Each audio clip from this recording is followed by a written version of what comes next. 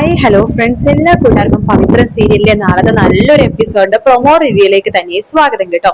Channel ആദ്യമായിട്ടാണ് കാണുന്നുണ്ടെങ്കിൽ ഒന്ന് സബ്സ്ക്രൈബ് ചെയ്ത് ലൈക്ക് ചെയ്ത് സപ്പോർട്ട് ചെയ്യണേ.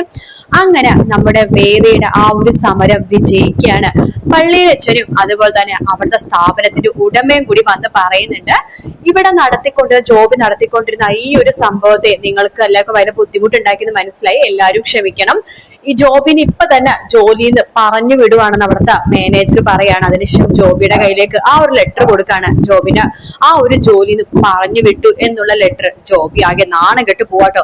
പോകുന്ന സമയത്ത് വേദന ഒരു അടിമുടി നോക്കിട്ടാ പോണത്. നിന്നെ ഞാൻ വെച്ചോളാടി എന്ന് പറഞ്ഞിട്ടാ. അങ്ങനെ വേദന ആണെങ്കിൽ തൊഴിലാളികളൊക്കെ പൊക്കിയെടുത്ത് ഭയങ്കര ആഘോഷമായിട്ട് അവിടുന്ന് പോവാണ്. അതിനുശേഷം രാത്രി ആകുമ്പോഴേക്ക് വേദക്ക് ഒരു ഗ്ലാസ് ചായ നമ്മുടെ വിക്രം കൊണ്ടുവന്ന് കൊടുക്കുന്നുണ്ട്. വേദ ആ ചായ കുടിച്ചോണ്ടിരിക്കുമ്പോ ഇങ്ങനെ സംസാരിക്കുന്ന സമയത്ത് വേദ പറയുന്നുണ്ട്, ആ മാനേജർ ആളത്ര ശരിയൊന്നുമല്ല, നമ്മളെ കുറിച്ച് എല്ലാ കാര്യങ്ങളും അയാൾക്കറിയാം. പിന്നെ ഇവിടുത്തെ എസ് അയാൾ തമ്മിൽ എന്തോ ഒരു ഡീലിങ്ങും കാര്യങ്ങളും ഉണ്ടെന്ന് തോന്നുന്നു. അതുകൊണ്ട് തന്നെ അയാൾക്ക് കാര്യങ്ങളൊക്കെ എളുപ്പമാവാൻ ചാൻസ് ഉണ്ട്. അയാൾക്ക് ഇപ്പൊ വാശി കൂടിയിട്ടുണ്ടാവും വിക്രം എന്ന് പറയണം.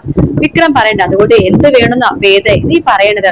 അയാളെ ചെയ്യേണ്ട പോലെ ചെയ്യണം. ഓ, അടിയൊടിയാണോ? തീർച്ചയായിട്ടും ചെയ്തിരിക്കും. ഓ, ഞാൻ പറയണത് അങ്ങനെയല്ല, അയാളെ വായടപ്പിക്കുന്ന രീതി നമുക്ക് എന്തെങ്കിലും ചെയ്യണോന്നാണ് പറയണത്. ഓ, അങ്ങനെയാണോ? അതെ, അങ്ങനെ. വിക്രത്തിന് എന്ത് പറഞ്ഞാലും ഒന്നില്ലെങ്കിൽ അടി, അല്ലെങ്കിൽ പിടി, അല്ലെങ്കിൽ സമാധാനം, ഇത് മാത്രമേ അറിയുള്ളൂ അല്ലെ എന്ന് ചോദിക്കുമ്പോ, അല്ല വേദേ, ഒരു പ്രശ്നമാകുമ്പോഴേക്കും ചിലപ്പോൾ ഇടപെടുമ്പോഴേക്കും അടിയും വഴക്കൊക്കെ ഉണ്ടാകും.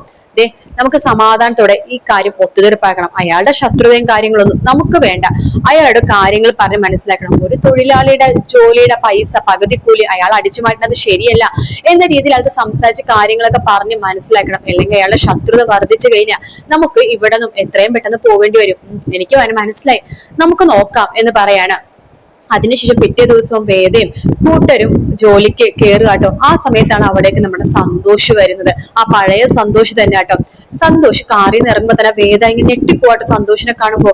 ഇയാളെ ഞാൻ എവിടെയോ കണ്ടിട്ടുണ്ടല്ലോ എന്ന് പറഞ്ഞിട്ട് ഇങ്ങനെ ആലോചിക്കുമ്പോഴാണ് വേദക്ക് മനസ്സിലാവുന്നത്, വിക്രം വേദയും ആദ്യമായിട്ട് കണ്ടുമുട്ടിയത് ഇവര് കാരണമായിരുന്നു. ഇവരുടെ വിവാഹം നടക്കുന്ന സമയത്താണല്ലോ വിക്രം ആ ഒരു കൊട്ടേഷൻ ഇട്ടെടുത്ത് ആ പെൺകുട്ടിനെ അവിടെ നിന്ന് കൊണ്ടുപോകുകയും അതിനുശേഷം താലിയുടെ മഹാത്മ്യം പറഞ്ഞ വേദനെ താലി കെട്ടി അവിടെ ഭാര്യയാക്കുകയും ചെയ്ത് അതേ സന്തോഷം തന്നെയാണ്. അയാളുടെ കാലിനെയൊക്കെ നല്ല പരിക്കുണ്ട് കേട്ടോ. ഇപ്പൊ മുമ്പ് നന്നായിട്ട് നടക്കാൻ പറ്റുന്ന മനുഷ്യൻ ഇപ്പൊ ഒരു ഊന്നുവഴിയുടെ സഹായത്തോടെയാണ് നടക്കുന്നത്.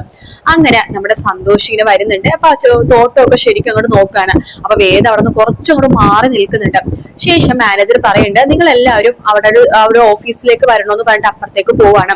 അങ്ങനെ സന്തോഷൻ ആ ഒരു മാനേജറിന്റെ ഓഫീസിൽ നിൽക്കുമ്പോൾ അവിടുത്തെ എല്ലാ സ്റ്റാഫുകളും സന്തോഷിന്റെ അടുത്തേക്ക് പോകുമ്പോൾ സന്തോഷ് പറയുന്നുണ്ട്, മുമ്പ് ഇവിടെ ഉണ്ടായിരുന്ന മാനേജർ ജോബി നിങ്ങളോട് ചെയ്ത അനീതികളൊക്കെ എനിക്ക് മനസ്സിലായി. നിങ്ങളുടെ കയ്യിൽ നിന്ന് ഒരുപാട് പണമാണ് അയാള് എടുത്ത് അടിച്ചു മാറ്റിയത് എന്ന് വേണമെങ്കിൽ പറയാം. അയാൾ ചെയ്തത് ഭയങ്കര മോശപ്പെട്ട പണിയാണ്. കമ്പനി ഇങ്ങനത്തെ കാര്യങ്ങളൊന്നും തന്നെ അറിഞ്ഞിരുന്നില്ല. കമ്പനിയുടെ ഭാഗത്തും ചെറിയൊരു തെറ്റുള്ളത് കൊണ്ട് തന്നെ കമ്പനി നിങ്ങളുടെ ആ ഒരു പൈസ ഈ ഒരു 3 മാസത്തിൽ പല തവണകളായിട്ട് നിങ്ങൾക്ക് അതിനൊരു നഷ്ടപരിഹാരം തരാൻ വേണ്ടി തീരുമാനിച്ചിരിക്കുകയാണ് എന്ന് പറഞ്ഞ തൊഴിലാളികൾക്ക് ഭയങ്കര സന്തോഷമാവാട്ടോ. പെട്ടെന്നാണ് ആ ഒരു സന്തോഷം നമ്മുടെ വേദന കാണുന്നത് കേട്ടോ. വേദന കാണുമ്പോൾ സൂക്ഷിച്ചു നോക്കാണ്. നിങ്ങളെ ഞാൻ എവിടെ കണ്ടിട്ടുണ്ടല്ലോ എന്ന് ചോദിക്കുകയാണ്. വേദം എന്നറിയാത്ത പോലെ, ഇല്ല, ഞാൻ ഇവിടെ ആദ്യമായിട്ടാ. പേരെന്താ എന്ന് ചോദിക്കുമ്പോ വേദ. വേദ എവിടെയോ കണ്ട നല്ല പരിചയമുള്ള പോലെ തോന്നുന്നു. എവിടെ കണ്ട നല്ല പരിചയമുള്ള മുഖം, പക്ഷെ ഇപ്പോഴല്ല കുറെ നാളുകൾക്ക് മുമ്പ് കണ്ട പോലെ തോന്നുക. ഇല്ല, എന്നെ ആയിരിക്കില്ല എന്നൊക്കെ പറയുന്നുണ്ട് വേദ. ആ ശരിയെന്ന് പറഞ്ഞിട്ട് സന്തോഷം അവിടെ നിന്ന് പോവാണ്. പക്ഷെ സന്തോഷിനെ മനസ്സിലായി ഇത് അതന്നെയാണെന്ന് കേട്ടോ. ആ പെൺകുട്ടി തന്നെയാണ് ഇതെന്ന് മനസ്സിലാക്കുക ചെയ്ത് തിരിച്ച് വേദ വീട്ടിലേക്ക് എത്തുമ്പോഴൊക്കെ വിക്രത്തോട് പറയണ്ട ഇങ്ങനെ സന്തോഷിനെ കണ്ട കാര്യം പറയാണ്. വിക്രം അപ്പോഴാണ് ആ പഴയ കാര്യമൊക്കെ ആലോചിക്കണത്. സന്തോഷിന്റെ അവസ്ഥ ഇപ്പൊ എന്താണ്, ആ പെണ്ണെ തന്നെ വിവാഹം കഴിച്ചോ, ഇപ്പൊ പുതിയൊരു കുടുംബജീവിതം ഉണ്ടോ എന്നുള്ള കാര്യങ്ങളൊക്കെ അറിയാൻ വേണ്ടി വിക്രത്തിന് ഭയങ്കര ആകാംക്ഷ തോന്നുക കേട്ടോ. അങ്ങനെ സന്തോഷിനെ കുറിച്ച് അന്വേഷിക്കുമ്പോഴാണ് സന്തോഷിന്റെയും ആ പെണ്ണിന്റെയും ജീവിതത്തിൽ ഉണ്ടായ ആ ഒരു വലിയൊരു തകർച്ച ഇവരറിയണത്. ഇവര് കാരണം, അതായത് വിക്രം എന്ന് വേണമെങ്കിൽ പറയാം, വിക്രം കാരണം ആ ഒരു കുടുംബം നേരിട്ട് ആ ഒരു അനുഭവങ്ങൾ വിക്രത്തിനെ മനസ്സിലാവുമ്പോ വിക്രത്തിന് ശരിക്കും പറഞ്ഞാൽ മനസ്സ് പെടഞ്ഞു പോവാട്ടോ. അതിനെ പരിഹാരം ചെയ്യാൻ വേണ്ടി നോക്കുന്ന വിക്രത്തിനെ വേദനയാണ് നമ്മൾ ഇനി കാണാൻ വേണ്ടി പോകുന്ന മറ്റന്നാളത്തെ എപ്പിസോഡിലായിട്ട്. വീഡിയോ ഇഷ്ടപ്പെടുകയാണെന്നുണ്ടെങ്കിൽ ലൈക്ക് ചെയ്യാനും അതുപോലെ തന്നെ സബ്സ്ക്രൈബ് ചെയ്യാനും കമന്റ് ചെയ്യാനും മറക്കല്ലേ.